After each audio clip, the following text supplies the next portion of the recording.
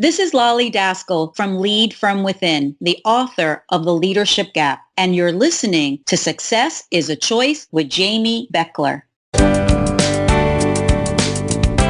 Providing insights to help you grow your business, improve yourself, and add value to those around you. You're listening to the Success is a Choice podcast, where you get a peek into the lives of industry leaders as they share their stories with you.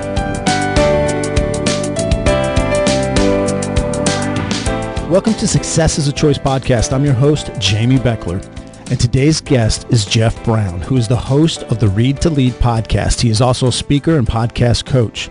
Before starting his podcast, he spent 26 years in radio and even co-hosted an award-winning nationally syndicated morning show from 2002 to 2008. His podcast guest list is quite impressive. Simon Sinek, John Maxwell, Dan Miller, Seth Godin, John Acuff, and Alan Alda are just a few of the people that he has interviewed. The podcast has been a top 10 business podcast on iTunes, and we're pleased to have Jeff Brown joining us today. Jeff, welcome to the show. I am excited to be here, Jamie. Thanks for inviting me on. Absolutely. We're very honored to have you on. And, I mentioned some things there in the intro. Fill in the blanks a little bit or fill in the gaps a little bit. Give us maybe a more detailed snapshot of your career. Yeah, I was supposed to be a music teacher. That's the direction I was headed in college. Played French horn in the junior high and high school and was pretty good at it. And, or at least thought I was. And part of the reason I wasn't as good as I thought I was is because I spent a lot of time trying to put myself in rooms where I was the most talented or smartest person, quote unquote. And then I got to college and realized I wasn't all that in a bag of chips after all. Wasn't nearly as good as I thought I was. Surprise. And it wasn't long after that where I started having some second thoughts about whether or not I'd chosen the right career. And I ended up dropping out of college altogether. I was out for 3 years before going back ultimately and getting a business degree. But in that time that I sat out, I sort of stumbled into this thing called radio, a passion of mine from childhood. I was always fascinated with, disc jockeys and being on the air and, what that would be like and managed to worm my way into the industry and did that for the next 26 or so years. And in the first 13 of those 26 years, literally the first half of my career was, I didn't learn the lesson the first time. I continued to try to surround myself with, or put myself in situations where I was often, at the top of the heap as much as I could be. That's where my confidence stemmed from. If there were other people around me better than I was, then I had to go somewhere else so I could be the most appreciated or whatever. And about midway through my career, I realized sort of the fallacy in that and spent the last 13 years of my radio career at the same place, whereas the first 13 years I bounced around from station to station. The last 13 years were all at one station. And suddenly I found myself comfortable, finally, with the idea, just learning the lesson over and over again, comfortable surrounded by folks who were plenty more talented than I was, and not just, coworkers and other air talent, but, coaches and talent coaches and consultants and folks whose job it was to hone my skills and help me to become better. And that's where I really began to grow as a personality and as a radio, DJ for the first time. And my career really skyrocketed from there. Suddenly, it sounds obvious, but iron sharpens iron. And as I surrounded myself with people better than me, guess what? I finally started actually getting better. None of that happened when I tried to surround myself with folks who weren't as far along as I was. And so I've tried to apply that kind of thinking with everything I do. You've heard that saying, if you're the smartest person in the room, you're in the wrong room. And so I see the value in that now and try to put myself in situations, though it's outside my comfort zone on occasion, constantly in situations where I'm surrounded by people far better than I am. And guess what? That's not hard to do. Were there DJs or radio hosts that you kind of patterned yourself after or looked up to? I guess there were. Going back to my early childhood, I remember people like, I'm dating myself here a little bit, Wolfman Jack, Casey Kasem. Dick Clark. Those were sort of the countdown shows I listened to every weekend as a kid, as a teenager, and was just fascinated by that whole world. So I guess for me, those were probably the early influences. Ask anybody to name, a well-known, nationally known air personality under 40, not named Ryan Seacrest, and most people can't do it. I have seen the industry sort of shoot itself in the foot by not doing a good job of fostering new, young, and up-and-coming talent. Now, do you kind of look at DJing like a Ryan Seacrest type differently than maybe the talk radio host, the talk DJs that are so prevalent now?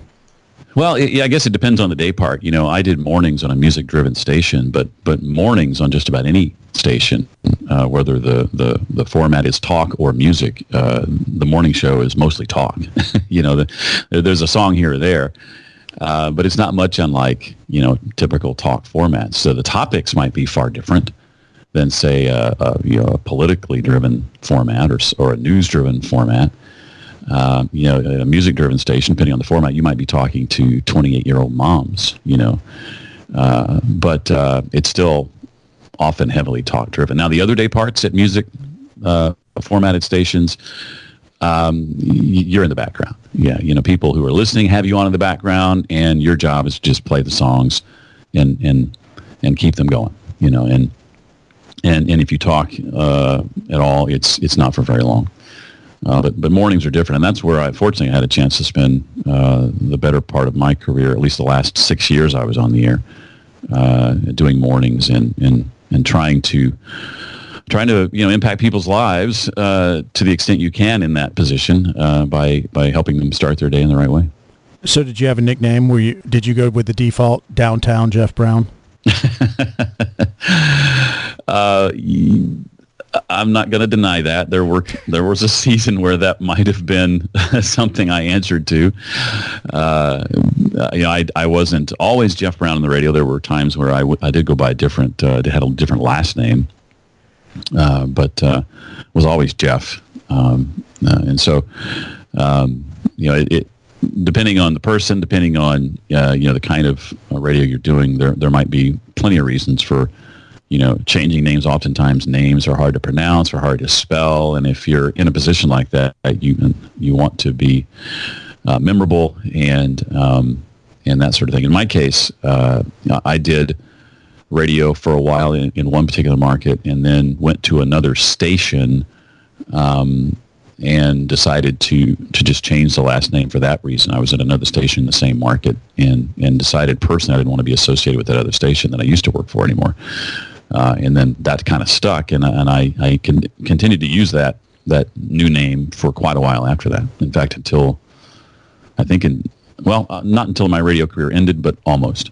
Okay, so you're in radio, and then you get out of radio, and a few years ago you started podcasting. Mm-hmm. Why did you look to get into podcasting? What was the genesis or the reasons for starting your podcast? Well, I started listening to podcasts myself in about 2007, so I guess about 10 years ago now, and many of them were video podcasts, in fact, but they were all sort of solo podcasts. It was a host, relaying some bit of information or teaching. I don't know that I'd ever heard really any interview podcasts at that point, but I had several that I listened to and thought at that time back in the late last decade, maybe I'll do a podcast someday. I'm doing radio. It's not that much different, right? But what would I do a podcast about? And I wasn't really sure what that would be. And about 6 years later, around 2013, and I had been reading voraciously for quite a while at this time. I was kind of adding up the books I had read so far early that year and realized I had read at a level of about a book a week, which for me was a pretty big deal. As somebody who used to hate reading, to read a book a week for a 3-month stretch, I thought was pretty awesome. So as I was kind of thinking about that to myself, I thought, gosh, a book a week, that spoke podcast to me. I thought of podcasts at the time, as weekly shows. Many of them are, not all of them are, obviously, but many of them are. And when I thought to myself, I'm reading a book a week, I thought there's that podcast idea maybe that I've been looking for. I'm reading books at this speed anyway. I never can find enough people around me to talk about them who are reading the books I'm reading. Maybe this could help scratch a few itches of my own, give me a platform to talk about the books I'm reading, maybe even meet some of the authors. Who knows, maybe some free books along the way too. And so I began, planning it at that point, and a few months later, in mid-2013, I launched it. So for those that have not listened to your Read to Lead podcast, tell a little bit more about your format and how you go about selecting your guests and who your guests are. Yeah, I'm a big lover of leadership and personal growth books, but also extensions of that, books on marketing and sales and entrepreneurship and jobs and career. Books in the nonfiction space predominantly. I'm interviewing authors of those kinds of books. Leadership is at the focus, but at the hub of the wheel. But our topics may include, our discussions may include one of these other spokes along the way. So that's pretty much it. I've been doing it now for 4.5 years, continuing that reading pace, and just thoroughly enjoy being able to sort of hand select those. There's plenty of books I read that I don't invite the authors on the show. Either it's not a good fit, or I wasn't necessarily wowed by the book per se. I'll have books sent to me that I'll start reading and decide partway through, this is not one I'm going to finish, or this is not one I'm going to have on the show. But the idea is to find those sort of those diamonds in the rough. Those, not only do I talk to authors who are well known, whose books everybody knows are coming out, but I also talk to plenty of authors who you might not have found otherwise. I kind of see my job as the curator, and if the authors featured on my show, if the books featured on my show, you can rest assured that I've done my homework, my due diligence, and if they're being featured, it's a 5-star book, 5-star author, in my opinion. And so, if my opinion means anything to you, and hopefully I've garnered your trust over a period of time, so that it does, you can rest assured that it's going to be a book and an author that's worth your time. Now, I just had somebody say to me, send me an email yesterday and say, hey, I just discovered your podcast, and I love it for 2 reasons. One is when I listen to episodes, I hear about books that I want to dig in more deeply to, and I can go grab that book and do exactly that. But even for those books that I don't buy, I get the key insights and main ideas from those books, and I still learn something. And that's exactly what the show is designed to help people do.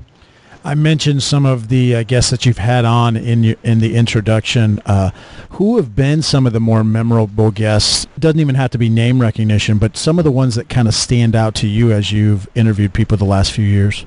Yeah, for me, I've had a chance to chat with some of my heroes. Some who helped rekindle my love for reading, as a matter of fact, and so that was a lot of fun. People like Seth Godin. He was one of those early on. Whose books I read that kind of opened my eyes to kind of, the fact that I wasn't doing something I should be doing, and that's reading more books like this. And it kind of got me started on that kick, but way back in 2003, and reading more intentionally and consistently. And so to have him on the show was a real treat. I was a little nervous about that one, actually, for that reason. John Maxwell is another. I don't know that he's done a lot of podcast interviews. At least back when I interviewed him, I couldn't find very many. For some reason, he said yes to me, and I'm glad that he did, because I don't know any other way you'd get 45 minutes with John Maxwell one-on-one, and that's one of the amazing things to me about podcasts is, if I were to attempt to get his time, it'd probably cost me quite a bit of money if he'd even agree to do it in the first place. But, you launch a podcast and suddenly you find yourself chatting with people who you kind of pinch yourself, because you can't believe they're giving you this time so freely. So those would be 2 that stand out. You mentioned the Alan Alda interview. That certainly was a real treat. Having grown up watching him on television, that was one where I knew instinctively that my wife was in the next room and probably had her ear to the door while I was doing the interview. And so, if you listen to the end, you hear me invite her into the room and give her a chance to say hello, because I kept thinking to myself, I can't sit here and talk to Alan Alda for 30 minutes and not give my wife a chance to say hello to a guy that she loved watching growing up as well. So I made that exception there at the end. Is John Maxwell the guest that's written the most books that you've had on that you know of? That I know of, yeah. I think well over 100. I think he tops the list as far as that goes. Yeah, it's probably hard to pin down a specific book to talk to him about, because he's had so many good ones. Well, in the time that I talked to him, we did talk about what was at that time his most recent book, and I'm sitting here going, what was the title of that again? I can't actually remember, but it was whatever his most recent book was at the time was the one we spent.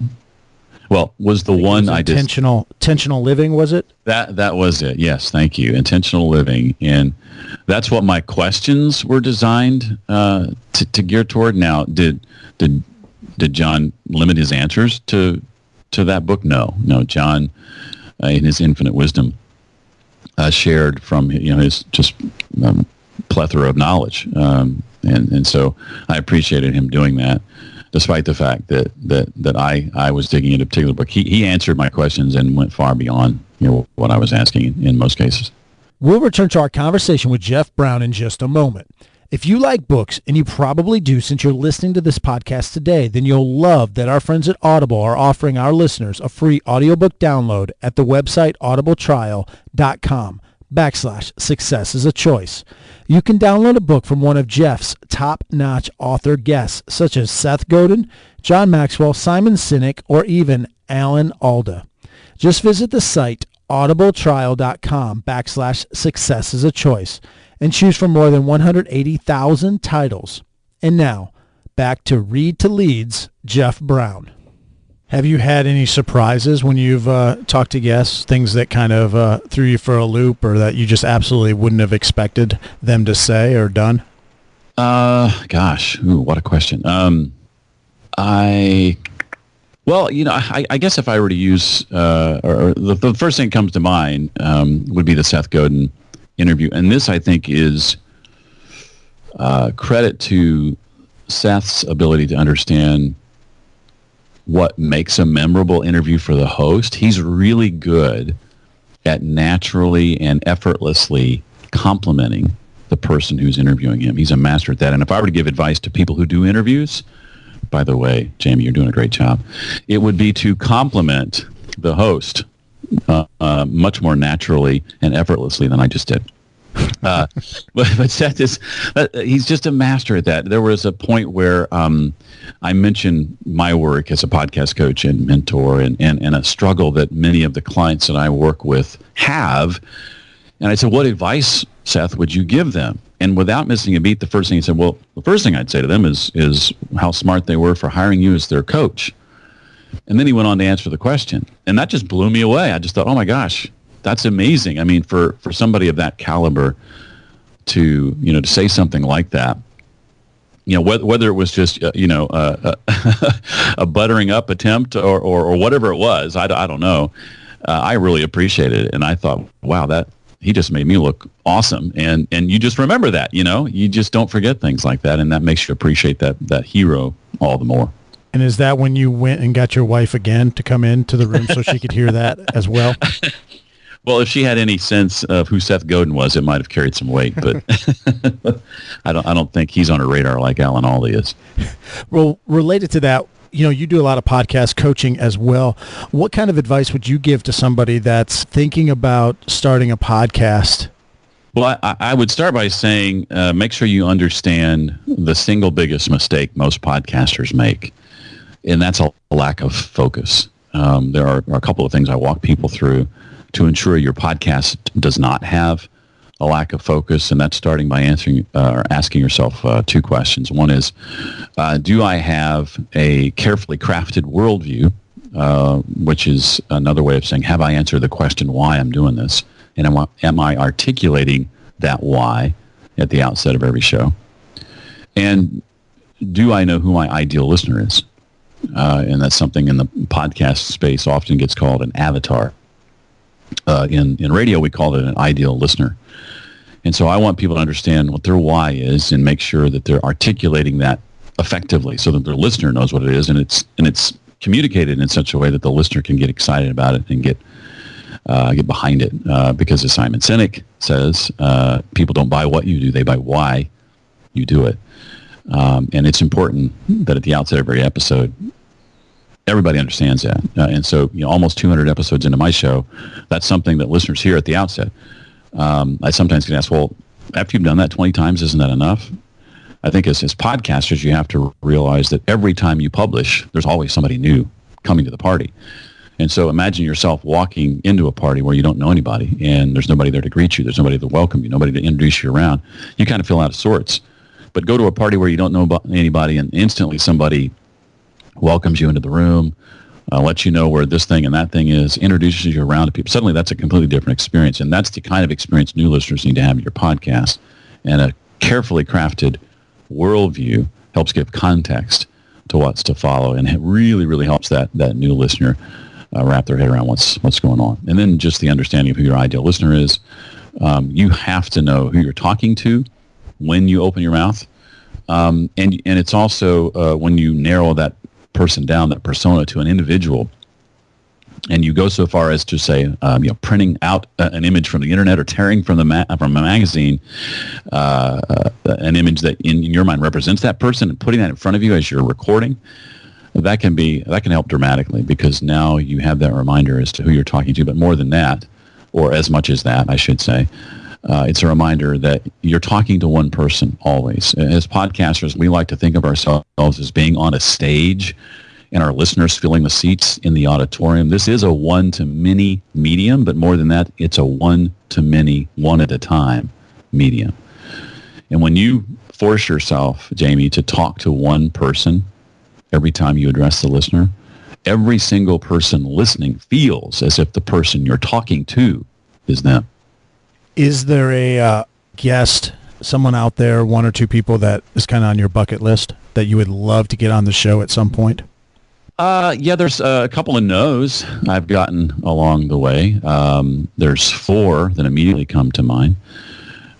Jim Collins is one, who wrote another one of those books that I read early on when my love for reading was rekindled, called Good to Great.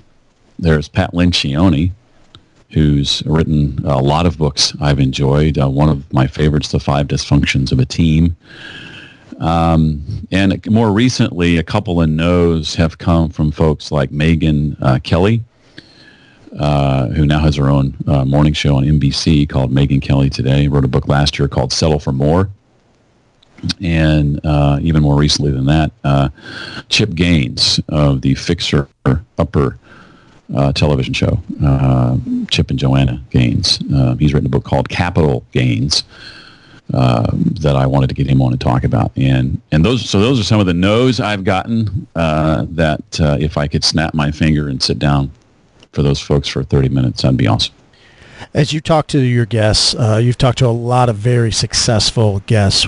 Have you found that there's a common trait or theme or habit that they all seem to share that's helped lead to their success? Yeah, a lot of that stems or comes down to, Jamy, sort of mindset. I think there's a book from Gay Hendricks called The Big Leap that came out in 2010 that I think articulates this probably better than any other book I've read, but a lot of my guests sort of dance around or talk about this topic and this idea that most of us have this sort of internal thermostat setting, this sort of ceiling on how much success we feel comfortable allowing ourselves to have. And at any time we get above that imaginary ceiling, we do things that pull ourselves back down below it, punishing ourselves because we've grown up believing there's some point in our childhood that setting, that thermostat setting was set permanently. Hendricks calls it living in your zone of excellence. Living in your zone of excellence sounds like a pretty good thing. It's where where people often expect us to be, friends and family, and in the organization we work for. We're doing things that we're good at. But Hendricks argues that there's this other level beyond that called our zone of genius. And when we're operating in that zone, we're truly living the life we were meant to live and probably impacting the most people. And so just that idea of mindset and how we, through the way we think about who we are, we limit ourselves in so many ways, far more than other people do. We like to blame other people, but it's usually something in our own mind that's limiting us from being all that we can be. So related to that, how has this podcast kind of changed your mindset, changed the way you look at things, changed the way you go about your daily life and trying to be successful?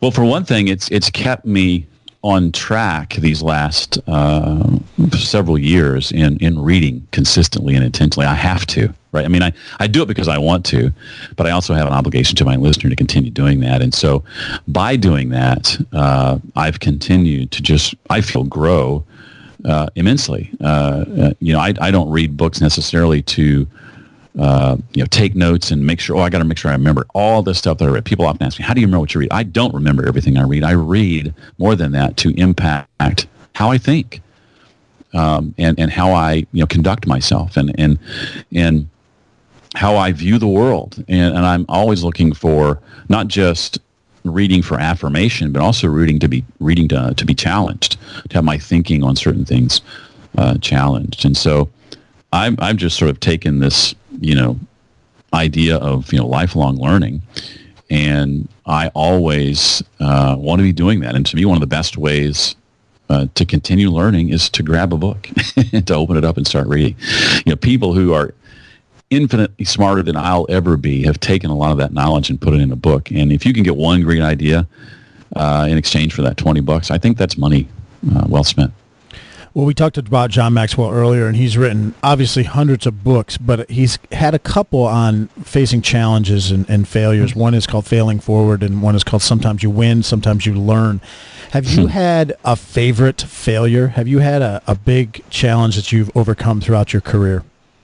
I would say that one, and this is going to sound a little odd, is the fear of podcast interviews.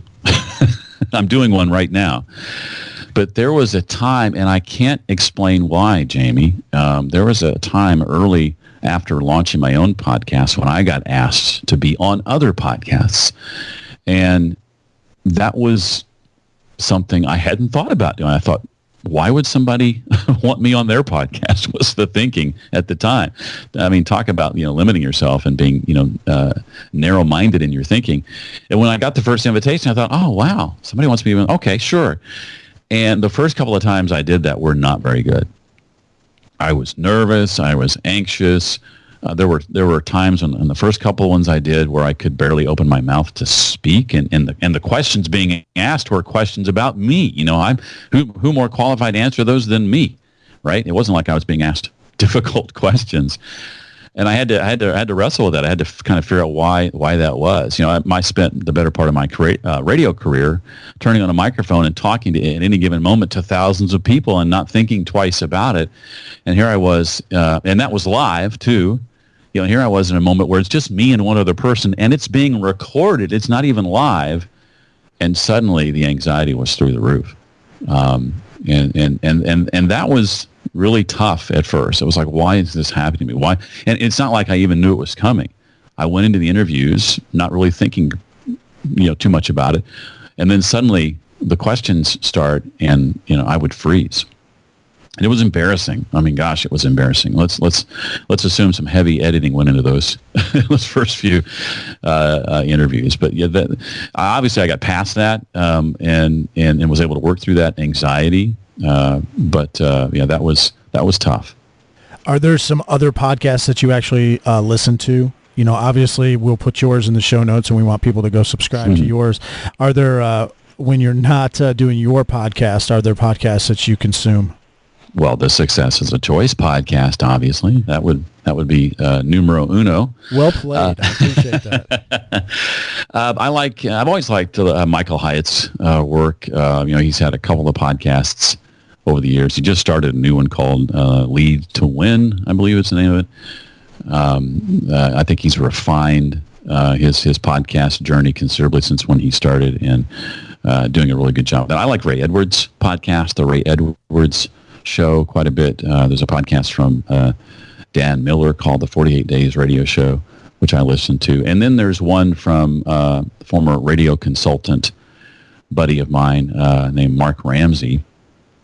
He does it with a guy named Tom Asacker, and it's called Media Unplugged. And so if you do anything in the media space or at all fascinated with future casting of media, those guys do a great job. It's about a 20-25 minute show, and they'll pick two or three topical things that are in the news related to media, not just traditional media, but new media as well, and just unpack it. And I find it fascinating. Well, a pretty prominent author in the leadership success space is Tim Ferriss, and he came out with a book recently where he asked industry leaders different questions. And one of the questions that I thought was amazing was, what's a $100 or less purchase that you've made in your life that's had a profound impact on your life? The first thing that comes to mind is probably not going to be the kind of answer that you would expect. But about 11 years ago, I spent $100 exactly on a miniature dachshund named Fritz. And he has, I know we've added 2 to our brood since then, but he has added just an abundance of joy to our lives. My wife and I had never had a pet prior to that.